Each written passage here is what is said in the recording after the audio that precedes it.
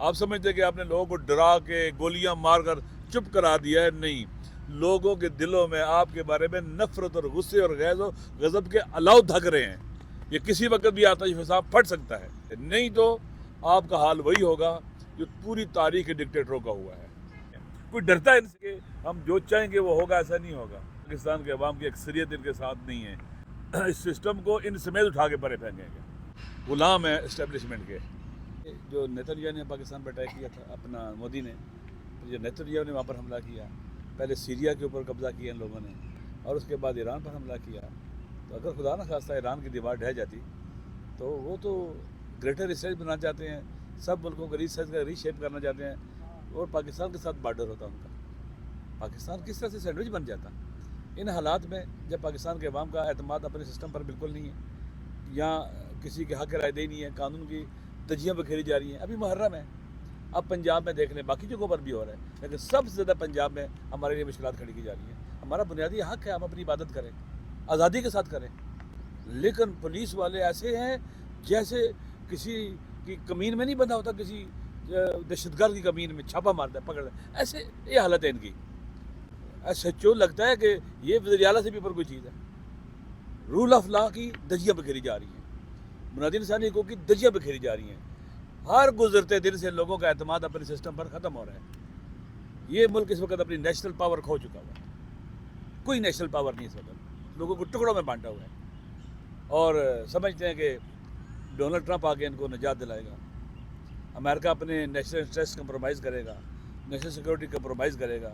جیسے خان صاحب نے کہا کہ ضیاء الحق بہت زیادہ ان کو پیارا تھا امریکن کو، اس کا دنیا سے سفر جو ہے کیسے ہوا، اس کی لاش بھی نہیں ملی، چل گئی اس کو پائی.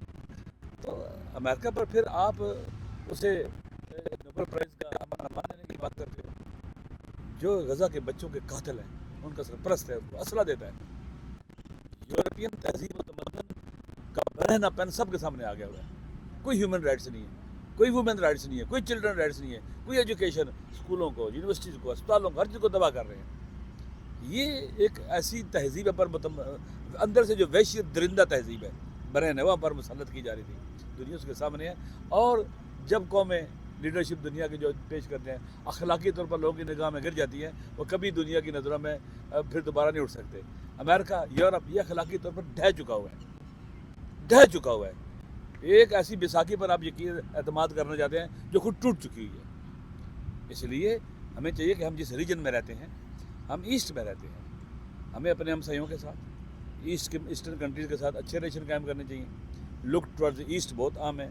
ہم اپنے اقتصادی ریلیشن، سیاسی ریلیشن، سوشل ریلیشن ایسٹ کے ساتھ، ایسٹ میں کوئی بھی ایسا ملک نہیں جو ہم پر پابندیاں لگائے گا، سینکشن لگائے گا، جس کو ہم سے دشمنی ہوگی خدا نہ خواستہ، جس کو کوئی بڑے اہداف ہیں کہ جناب والا ہمیں ڈسٹیبلائز رکھنا ہے ہمارے ملک کو اور اس کو پریشان رکھنا ہے ہمیں.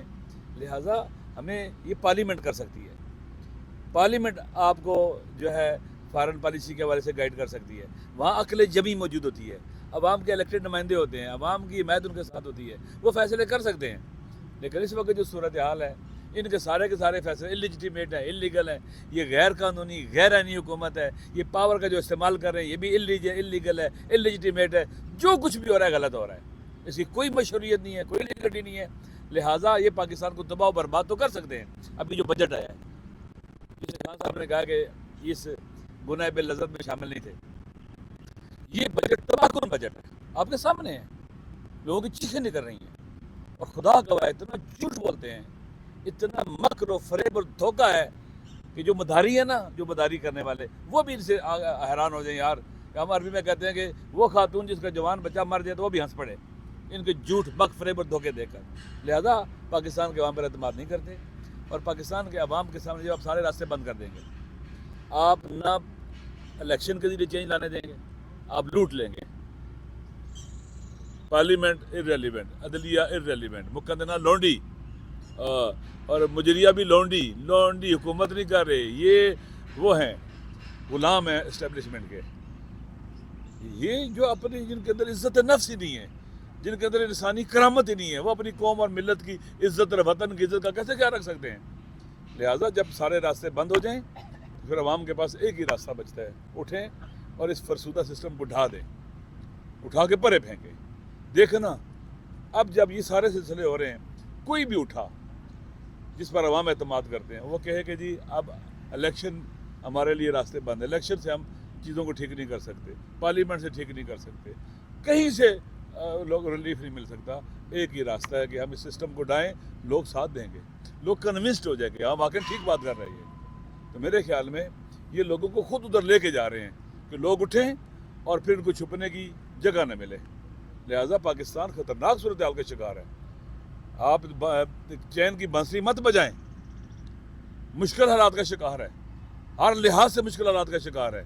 آپ سمجھتے کہ آپ نے لوگوں کو ڈرا کے گولیاں مار کر چپ کرا دیا ہے, نہیں. لوگوں کے دلوں میں آپ کے بارے میں نفرت اور غصے اور غیظ و غضب کے الاؤ دھک رہے ہیں. یہ کسی وقت بھی آتش فشاں پھٹ سکتا ہے. اس لیے ضروری ہے کہ ہوش کے ناخن لیے جائیں اور پاکستان کو مزید تباہی بربادی سے روکا جائے, نہیں تو آپ کا حال وہی ہوگا جو پوری تاریخ ڈکٹیٹروں کا ہوا ہے.